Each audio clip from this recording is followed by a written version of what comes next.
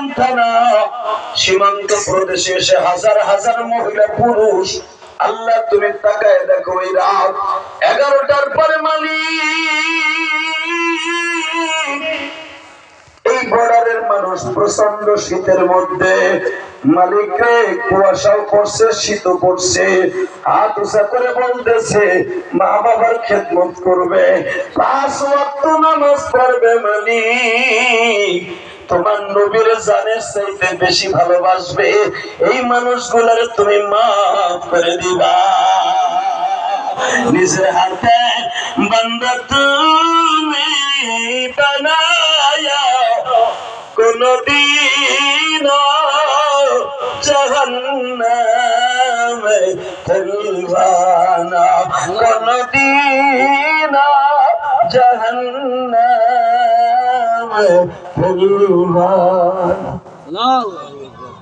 আমিন আমিন। মা বাবার খেদমত করবা ইনশাআল্লাহ, 5 ওয়াক্ত নামাজ পড়বা ইনশাআল্লাহ। যদি মা বাবার খেদমত করতে চাও মাঝে মাঝে মা বাবারে বুকে নিয়ে মাপ চেয়ে দিবা ইনশাআল্লাহ। বলো ইনশাআল্লাহ। পারবা না ইনশাআল্লাহ? পারবা ইনশাআল্লাহ। এই যুবক ভলান্টিয়াররা, আমি তোদের দুইটা পাও ধরে বলে দিয়ে যাই, যারা মা বাবারে বুকে নিয়ে মাঝে মাঝে মাপ চাবে ওই যুবকটা একদিন না একদিন বিশ্ব নবীর গাড়িতে জান্নাতে যাবে।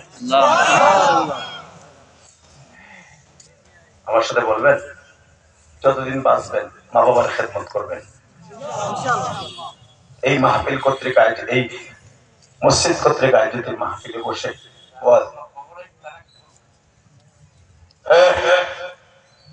সভাপতি সাহেব বললেন যাদের মা বাবা তারা কি করবো, তাদেরকে নবী একটা শিখিয়ে দিয়ে গেছে,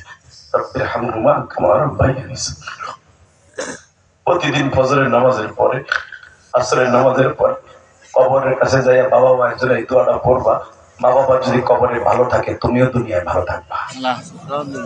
যদি বলো হুজুর আমার আব্বা আম্মা নাই, আমার কি হক আছে, তাদের জন্য এখন একটা সুবর্ণ সুযোগ বলবো, কোন ওয়াজের থেকে মোনাজাত না করে যাবা না। একটা আমল শিখাইতে গেলাম, কোন ওয়াজে প্রস্রাবে ধরুক, খোদায় ধরুক, বিড়ির নিশায় ধরুক, গান্ধার নিশায় ধরুক, গান্ধা করে 1 ঘন্টা পর পর গান্ধা না খেলে মাথা ঠিক থাকে না, বিড়ি করে 1/2 ঘন্টার ভিতরে বিড়ি না খেলে মাথায় গেরা উঠে যায়।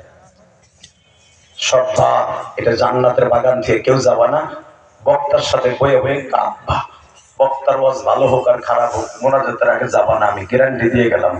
কারো দোয়া কবুল না হলো তোমার দোয়া কবুল হবে, তোমার মা বাবাকে আল্লাহ মাফ করবে।